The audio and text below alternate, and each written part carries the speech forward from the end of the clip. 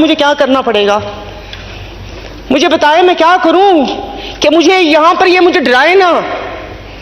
25 दिन से डराया हुआ इन लोगों ने, हर किसी को डराया हुआ है।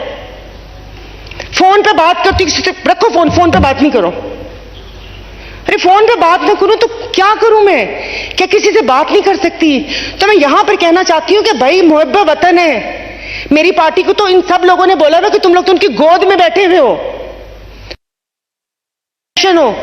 हमने तो कुछ नहीं बोला, तो कम से कम खुदा के वास्ते ना डराए मुझे। मैं अकेली, मेरे बच्चे हैं, मत डराए मुझे। अगर मैं बैठकर ऐसे कोई ट्वीट कर देती हूं या कोई बात मैं कर देती हूं तो उसका मतलब इस्लाह होता है। ये नहीं मैंने बोला कि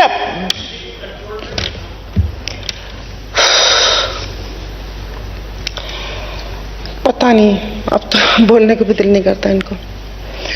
तो स्पीकर साहब, जहां मुल्क की हालत है, चलें ठीक है, रोटी बिजली गैस सबकी परेशानी सह लेंगे, कोई बात नहीं। नहीं एसी चलाएगा ना कोई, 2 कमरों में चलते था, 1 कमरों में सब बच्चे सब लोग सोएंगे, एक वक्त की 1 रोटी खा लेंगे। बाहर से जो कभी कुछ कर लेते थे नहीं करेंगे, वो कोई घूमना फिरना होगा तो एक गाड़ी में ऊपर नीचे होके बैठ जाएंगे। कहीं डराए मत प्लीज, ये खौफ की फिजा कायम ना करें। उसको ये करना, पीटीआई की बात आप करें तो पीटीआई को भी देखें। यहां पर बैठे लोग कहते हैं कि वो लाए गए हैं, तो ले आओ ना उनको जो लेकर आए हैं, क्यों छोड़ा हुआ है उनको?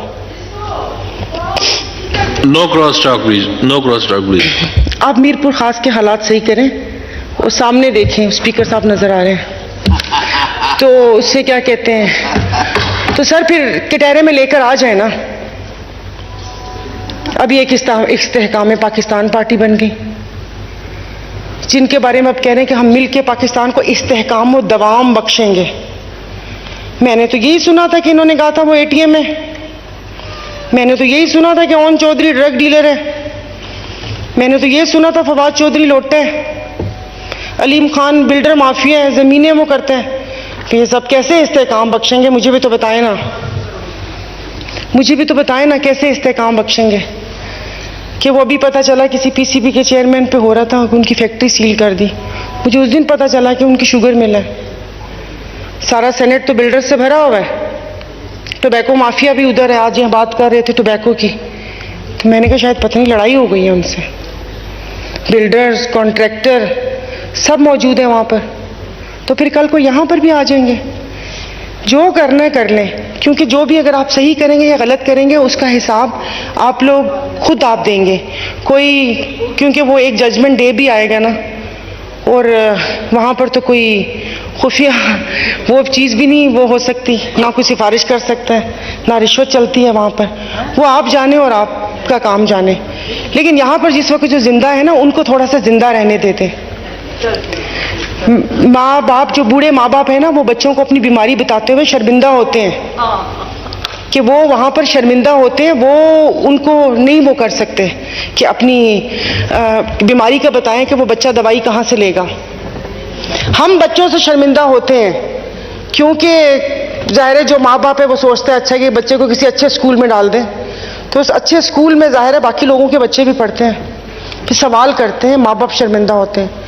तो थोड़ा सा जीने का हक दे दें। कुछ भी नहीं मांगते, सिर्फ 3 वक्त की रोटी और ये जो बेसिक ज़रूरियात हैं वो हैं। हमने तो नहीं कहा कि हुकूमती ख़र्चों पर आप मुझे भेजें कि और गरीब के 100 ख़ानदानों के पैसों जितना यहाँ पर दौरे करें, हमने तो नहीं कहा। मैंने तो नहीं वो ये कहते हैं कि हमें आने जाने के लिए टिकट्स दे दें, ना वो पर्क्स मांगते हैं। इस सेनेट में मुझे अभी पता चला कि ये सेनेट में तनख्वाहों के इजाफे की बात हुई है। उनमें से किसी बैठे हुए को ज़रूरत है कि जो 10 से पता नहीं 30 रुपए किलोमीटर कर दिया और ये कर दिया? किसी को ज़रूरत है? एक हम बात तो करते हैं यहाँ पर, हम पुरानी मिसालें भी देते हैं, हम रियासत मदीना की भी बात यहाँ पर करते रहे हैं। हालांकि ये दौर जो चल रहा है यसरब का दौर चल रहा है, तो उसकी भी बात करते हैं। तो वहाँ पर तो एक हुक्मरान की तनख्वाह और एक गरीब मजदूर की बराबर होनी चाहिए। यहाँ पर हम लोग बड़ी बातें सुनी हैं हमारे, मतलब यहाँ पर काल रसूल अल्लाह सल्लल्लाहु अलैहि वसल्लम कि वो उन्होंने ये फरमाया, हज़रत अबू बकर उनका कुर्ता खींच लिया। यहाँ पर किसी का कुर्ता खींच सकती हूँ मैं? मुंह ना तोड़ दे मेरा। ये किसी से मैं पूछ लूँ सवाल, कि मुझे इसका बता दें, वो मुझे जवाब देंगे। ये बजट कहाँ जाता है कहाँ नहीं जाता खुदा जाने। लोगों की हाल ये है कि इतना ना दबाए लोगों को, इतना दबाएंगे वो इतना ही उछल कर बाहर आएगा। तो मैं आपसे बार बार अब वही बातें वो हो रही हैं, लेकिन मैंने यही आपको कहा था कि शायद ये मेरी कोई आखिरी स्पीच हो। अगर इलेक्शन आप लोगों ने करवा लिए तो, और अगर निगरान सेटअप लंबा ना चला तो, क्योंकि हालात हमारे मुवाफिक नहीं हैं। लेकिन एक ऐसी बात है कि वो कहा है किसी ने कि साइकिल पर या सियासत में किसी समत भी निकल जाओ, हवा ना मुवाफिक ही रहती है। तो वो हालात तो कभी भी मुवाफिक नहीं रहेंगे। तो मैं बार बार आपसे यही गुजारिश कर रही हूँ कि खुदा के लिए आपसी झगड़े छोड़ दें, कोई एक चीज़ का रिलीफ दे दें कि जो पता चले कि हाँ ये इस आवाम को, या आवाम भी सोचे या ऐसे वो करके। बिकॉज अब मैं ऐसे में बता रही हूँ कि शायद मेरी कोई 2-3 स्पीचेस काफ़ी वायरल हो गई, तो अभी लोग थोड़ा सा पहचानना शुरू हो गए। तो मुझे जितना भी 2-3 लोग मिले तो उन आंखों में आंसू भर के बोला कि आपने हमारे लिए बात की, आपने हमारे लिए बात की। और मैं सोच रही थी कि अगर सिर्फ बात करने से ये लोग सर आंखों पे बिठा सकते हैं, तो अगर इनके लिए काम कर लिया जाए तो अपनी आवाम तो हमारे ऊपर जान कुर्बान कर दे। लेकिन हमने कभी सोचा नहीं। तो प्लीज मतलब कुछ कर लें। और मेरे जो साथी पीछे बैठे हैं, मैं वही बात है कि लकीर के फकीर ना बने, कोई थोड़ा सा अपनी भी इसी जो अल्लाह पाक ने जो ऊपर दिया उसको थोड़ा सा इस्तेमाल करते होते हैं।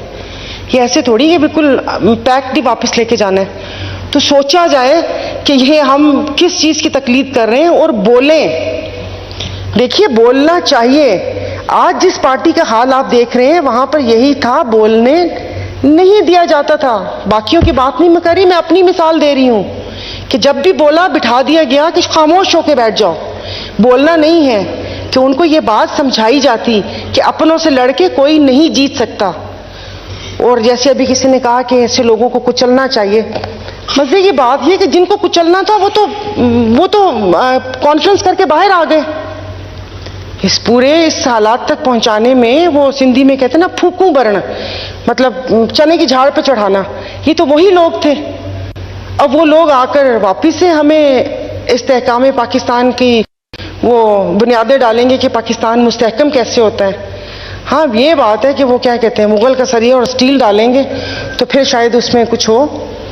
बाकी और कुछ नहीं कहना। और मैं आवाम की वही कहते हैं ना कि कोशिश ये होती है कि जो आवाम के होंठों से निकल के मेरे कानों तक पहुंचे वो आपके कानों तक पहुंचाऊं।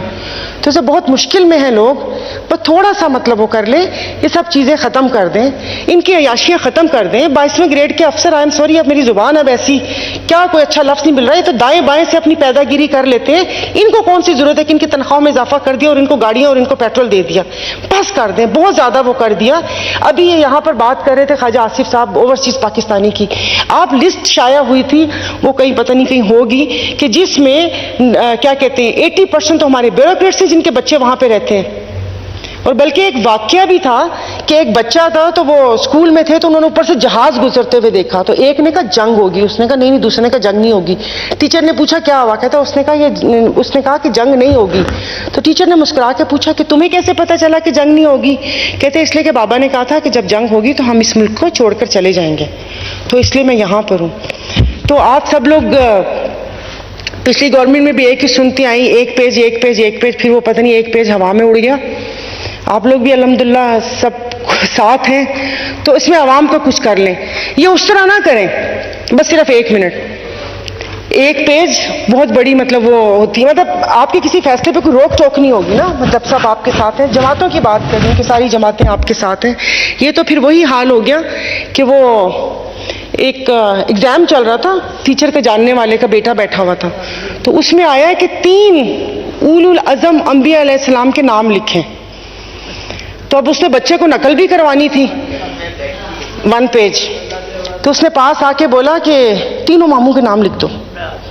उसके एक मामू का नाम इब्राहिम था, एक का नाम मूसा था, एक का नाम ईसा था। तो ऐसे नकल करवाई, लेकिन उस पीडीएम के बच्चे ने क्या लिखा, उसने लिखा कुक्कू मामू, गुड्डू मामू, मुन्नू मामू। उसने इतना बड़ा हिंट दे दिया कि अपने तीनों मामू के नाम लिख दो। जो कि इब्राहिम, मूसा और ईसा था, लेकिन उसने कुक्कू मामू, गुड्डू मामू और मुन्नू मामू लिखने पे इक्तफा किया।